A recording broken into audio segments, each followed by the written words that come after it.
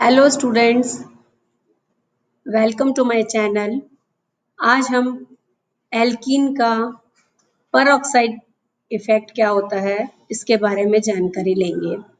Peroxide effect Markovnikov rule से बिल्कुल उल्टा होता है और ये अमेरिकन केमिस्ट एमएस खराश ने डिस्कवर किया था, जिसमें कि HBr का असममित एल्कीन पर परऑक्साइड की उपस्थिति में कैसे योगात्मक अभिक्रिया होती है, ये बताया गया था।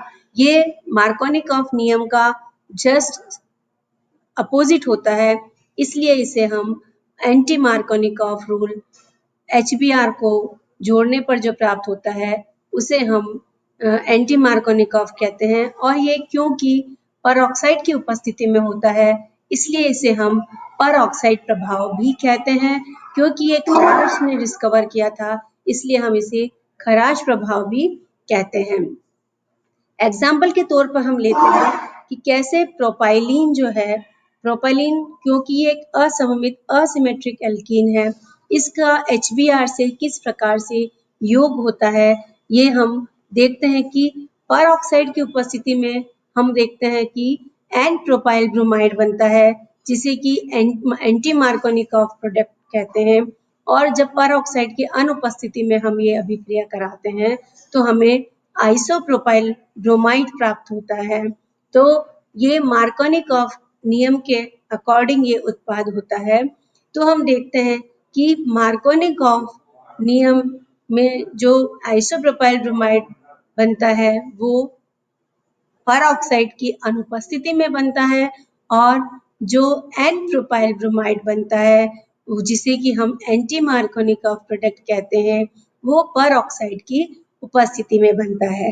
तो अभी हम देख रहे हैं कि परऑक्साइड प्रभाव किस प्रकार से ये अपनी क्रियाविधि दिखाता है। इसका क्रियाविधि या मैकेनिज्म हम इस प्रकार देखते हैं। यह 3 पद की अभिक्रिया होती है और ये मुक्त मूलक मैकेनिज्म के अकॉर्डिंग पूरी होती है।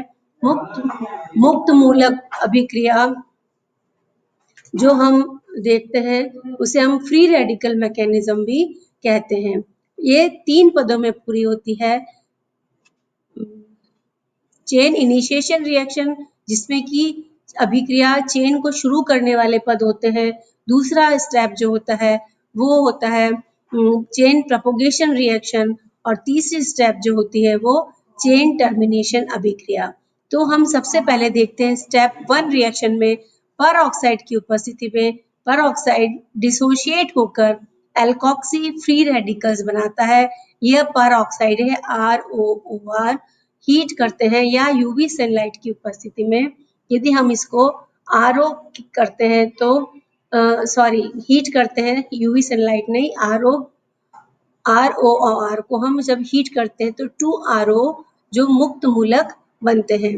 ये दो मुक्त मूलक जब HBr पर आक्रमण करते हैं तो ये ROH बनके और HBr मुक्त मूलक बनाता है। तो Br मुक्त मूलक जो बनता है वो थर्ड स्टेप में प्रोपाइलीन के साथ अभिक्रिया करके हमको 1 डिग्री फ्री रेडिकल बनाता है, और दूसरा हमको 2 डिग्री फ्री रेडिकल भी प्राप्त होता है।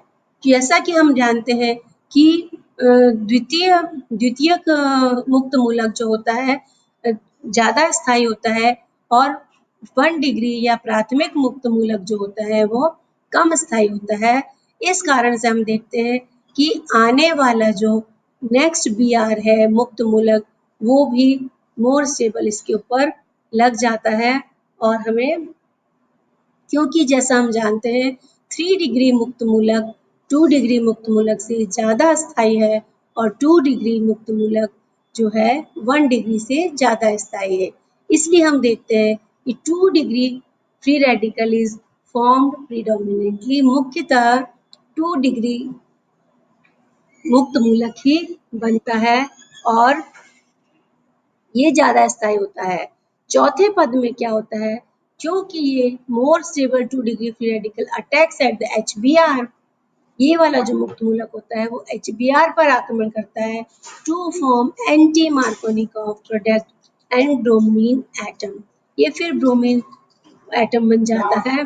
The bromine atom goes back to 3 step. ये जो ब्रोमीन का जो मुक्त मूलक बनता है वो 3rd स्टेप में पुनः प्रोपाइलिन पर आक्रमण करने के लिए पुनः फ्री हो जाता है। तो हम देखते हैं कि HCl एंड HI यह पर ऑक्साइड प्रभाव जो है केवल और केवल HBr ही देता है। ऐसा क्यों है? इसके लिए हम देखते हैं कि HCl और HI do not give anti-Markovnikov product in presence of peroxide। ऐसा क्यों होता है? This is because the HCl की जो होता है ये बंद ऊर्जा बॉन्ड 103 किलो कैलोरी पर मोल होती है और which is stronger than HBr bond energy, which is 87 kilocalorie per mole. It is not broken by the alkoxy free radicals obtained from peroxide। जो फ्री एल्कोक्सी फ्री रेडिकल जो obtain होते हैं हमको यहाँ पर ये एल्कोक्सी फ्री रेडिकल उनमें इतनी जो होती है कि वो पेरोक्साइड के HCl के मॉलिक्यूल को नहीं तोड़ पाते हैं। इसी प्रकार HI की जो बंद ऊर्जा होती है वो 71 किलो कैलोरी पर मोल होती है which is weaker then HBr जो कि 87 किलो कैलोरी से कम है। It is broken by alkoxy free radical obtained from the peroxide. ये ब्रोकन तो हो जाती है और ये HI में आई भी हमको मिल जाता है मुक्त मूलक, but iodine atom so form readily कम क्योंकि उनकी बंद ऊर्जा इतनी कम होती है जैसे ही वो बनते हैं पुनः आपस में कंबाइन होकर हो जाते हैं और फिर I2 का मॉलिक्यूल बना देते हैं और वो उनको फ्री मुक्त मूलक हमको नहीं रह पाते हैं जो कि एल्काइन पर या प्रोपाइलिन पर आक्रमण कर सके। तो हम कह सकते हैं केवल HBr ही पर ऑक्साइड प्रभाव देता है, HI और HCl नहीं देता है। इसी प्रकार आगे हम देखते हैं कि हाइपोहेलस एसिड किस प्रकार इथाइलिन से अभिक्रिया करके इथाइलिन क्लोरोहाइड्रीन बनाता है। Markovnikov rule is followed in case of unsymmetrical। यदि हम unsymmetrical एल्कीन लेते हैं जैसे कि प्रोपाइलिन और हमको HOCl जोड़ना है, ये OH माइनस के एनायन है और Cl केटायन है, कार्बोनियम आयन है, ये कार्बन आयन है, इलेक्ट्रोफाइल और न्यूक्लियोफाइल। तो ये जैसे ही हम देखते हैं असममित यदि हमने एल्कीन ली है तो हमको यह उत्पाद मार्कोनिकॉव नियम के अनुसार मिलता है। जैसे कि हम देखते हैं OHCl क्या है? इसमें धन आवेश है। Cl उसी कार्बन से जुड़ेगा जिसके ऊपर की Cl धन आवेश उसी कार्बन से जुड़ेगा जिसमें की हाइड्रोजन की संख्या ज्यादा है। तो इस वाले पहले कार्बन पर हाइड्रोजन की संख्या ज्यादा है इसलिए Cl इस पे जुड़ गया, ये मार्कोनिकॉव नियम हो गया और ये OH बचा हुआ CH पे दूसरे पे जुड़ा। इसी प्रकार इसका हाइड्रेशन प्रोपाइलिन का हाइड्रेशन करते हैं एडिशन ऑफ सल्फ्यूरिक एसिड मतलब अम्लीय जल को हम किस प्रकार ऐड करते हैं ये नियम भी alkene react with sulphuric acid to produce alkyl hydrogen sulphate. This one is alkyl isopropyl hydrogen sulphate. Markovnikov rule is followed in case of और इसमें भी यदि हम अनसिमेट्रिकल एल्कीन लेते हैं तो ये सारी अभिक्रियाएं ऊपर जो वर्णित हैं ये सारी मार्कोनिकॉव नियम के अनुसार होती है और हमें अल्कोहल प्राप्त होता है। ये हाइड्रेशन मतलब वाटर की उपस्थिति को कैसे, तो ये HO ये एडिशन प्रोडक्ट बनता है आइसोप्रोपाइल हाइड्रोजन सल्फेट। जब इसको हम वाटर से रिएक्ट करते हैं तो यहाँ पर हमें OH मिल जाता है और H2SO4 बाहर निकल जाता है। तो overall reaction is only with water that is hydration, इसीलिए हम इसको हाइड्रेशन कहते हैं इन प्रेजेंस ऑफ H2SO4 और हीट। तो एल्काइन पर यदि हम HOH अम्लीय जल की अभिक्रिया करते हैं तो हमको आइसोप्रोपाइल अल्कोहल प्राप्त होता है which is according to Markovnikov rule. Alkylation में कैसा होता है? एल्काइलेशन भी some alkanes add to alkenes in presence of H2SO4 or HF. This reaction is used in manufacture of isooctane। इसमें ऐड करने पर हमको 2,2,4 ट्राइमिथाइल पेंटेन प्राप्त होता है। इसी प्रकार हम देखते हैं कि hydroboration, diborane, hydroboration reacts with alkene to form trialkyl boranes. Diborane adds, तो ये हाइड्रोबोरेशन बहुत ही इंपॉर्टेंट रिएक्शन है एल्कीन की, जिसमें कि alkene reacts with diborane, diborane adds to BH3, positive part of BH3 is the boron and the negative part is the hydrogen. तो इसमें एक एक H हटता जाता है और HH इस पर लगता जाता है और B इस पे लगता है, तो इसको ये trialkyl borane are used for synthesis of primary alcohol by reaction with alkaline aqueous sodium। जो ये ट्राई एल्काइल बोरेन बनता है जब H2O2 के साथ हाइड्रोजन परऑक्साइड के साथ रिएक्शन करता है इन एक्वस हाइड्रोजन परऑक्साइड के साथ, तो हमको 1 डिग्री अल्कोहल मिलता है और H3BO3 निकलता है। इसी प्रकार the overall result of the above reaction appears to be anti. Important चीज क्या है कि हाइड्रोबोरेशन की रिएक्शन हमेशा एंटी मार्कोनिकॉफ नियम के अनुसार होती है। Addition of H2O to a double bond जो होता है वो एंटी मार्कोनिकॉफ नियम के अनुसार होता है। एट्थ रिएक्शन जो है addition of KMnO4 solution, cold KMnO4 solution, alkene react with cold dilute potassium dichromate, potassium permanganate solution to form alcohol, to form glycol. Glycols are compounds which molecules contain two OH group on adjacent carbon. तो हमको or the reaction looks like addition of two OH group, hydrogen peroxide OH to a double bond।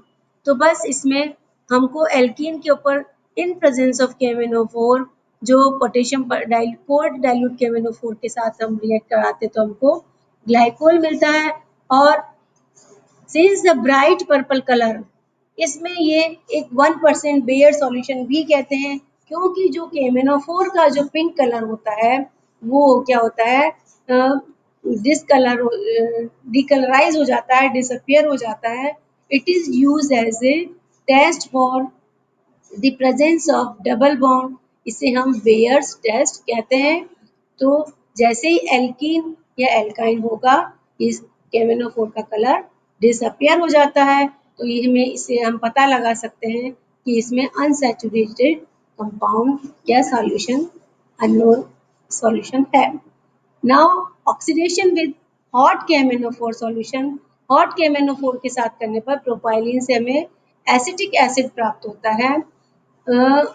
Alkene split at the double bond to form ketones and acid. तो double bond से जो होता है हमको ये acetic acid में change हो जाता है। यदि हम ये वाला लेंगे तो हमको एसीटोन मिलता है, और यदि हमको सिंगल प्रोपाइलिन लेंगे तो हमको CO2 और H2O निकल जाएगा। इसी प्रकार कैटालिटिक ऑक्सीडेशन कैसे करते हैं, alkene react with oxygen in presence of silver and heat ethylene oxide प्राप्त होता है 250 से 400 degree to form epoxide. Oxidation with ozone, when ozone is passed through an alkene in an inert solvent, it adds across the double bond to form ozonide. Ozonide are explosive in compound. They are not isolated on warming with zinc and water. तो ozonide जो होते हैं हम उनको isolate नहीं कर सकते हैं, हम उनको जिंक और वाटर के साथ ओजोनाइड क्लीव एट हीट करते हैं तो क्लीव हो जाते हैं at the site of double bond. The products are aldehyde ketones और an aldehyde and a ketone depending on the structure of alkene. तो हम देखते हैं कि जैसे एल्कीन 1 एंड 2 है, इसका हमने ओजोनोलिसिस किया तो 1 और 2 के ये जो डबल बॉन्ड है इसके बीच में ऑक्सीजन लग जाता है, ये हमारा ऑक्सीजन, और नीचे भी ये 3 ऑक्सीजन इसके, तो इस प्रकार से जो बनता है वो ओजोनाइड बनता है। इस ओजोनाइड को हम जिंक H2O से करेंगे तो ये जो है C ये 1 है, C और ये O यहाँ पे लग जाएगा, और ये C और ये O, ये 2 ऑक्सीजन है, ये 2 ऑक्सीजन है। तो हमको यहाँ पर वाटर मॉलिक्यूल से हम ट्रीट करेंगे, तो ये CO और ये CO यहाँ से बीच में से ब्रेक हो जाएगा, CO CO, और यहाँ से ये H2O से रिएक्ट करेंगे तो H2O O2 निकल जाएगा। और जब इसको जिंक के साथ हम रिएक्ट करते हैं तो ZNO बाहर आ जाता है, H2O2। So the two-step process preparing ozonide and then decomposing it get carbonyl compounds is called ozonolysis। जैसे एल्के इथाइलिन का किया हमने तो हमको फॉर्मेल्डिहाइड के 2 मॉलिक्यूल मिली। यदि हम इस कंपाउंड का करते हैं तो हमको यहाँ से ये टूटेगा, एक हमको ये एसीटोन मिलेगा और दूसरा हमको एसिटल्डिहाइड मिलेगा। ये देखिए एसिटल्डिहाइड है और ये एसीटोन है। Ozonolysis is probably the best method for locating the position of double bond in unknown alkene। Unknown यदि alkene है तो हमको यदि डबल बॉन्ड का पता करना है तो हम यदि उसका ओजोनोलिसिस करवा लेंगे, और ओजोनोलिसिस करवा के उसके प्रोडक्ट का यदि हम एनालिसिस करेंगे तो हमें पता चल जाएगा कि यदि एसीटोन मिला है तो डबल बॉन्ड कहाँ है, एल्डिहाइड मिला है तो डबल बॉन्ड कहाँ है। क्योंकि यदि दोनों इनको हम जोड़ लेते हैं, डबल बॉन्ड ऑक्सीजन हटा लें और दोनों को डबल बॉन्ड से जोड़ लें तो वो पेरेंट प्रोडक्ट बन जाता है मार्क बाय एस्टेरिक। जैसे ये वाला कार्बन स्टार किया हुआ है, ये वाला कार्बन, इन दोनों को डबल बॉन्ड से हम ऑक्सीजन हटा के जोड़ देते हैं तो हमको पेरेंट जो एल्कीन है वो मिल जाएगी। Joining the oxygenated carbon marked by asterisk by a double bond, we get the following structure of unknown alkene। इसी प्रकार हम देखते हैं कि कंबशन जब ऑक्सीजन की उपस्थिति में एल्कीन को ऑक्सीडाइज करते हैं तो CO2 H2 और हीट बनता है।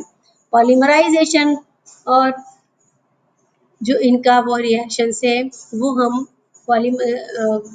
नेक्स्ट वीडियो में हम देखेंगे कि पॉलीमराइजेशन हम कैसे कर सकते हैं। पॉलीमराइजेशन एक एथाइलिन का पॉलीमराइज ज्वाइन टुगेदर हो जाते हैं और डबल बॉन्ड से सिंगल बॉन्ड बन जाता है।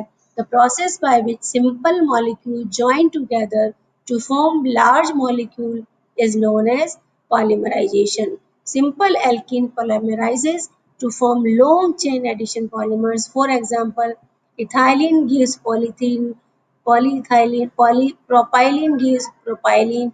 इस प्रकार के जो हो जाता है तो हमको these reactions are catalyzed by HF, H2SO4 and organic peroxide। High temperature and pressure are generally required for these type of reaction। तो नेक्स्ट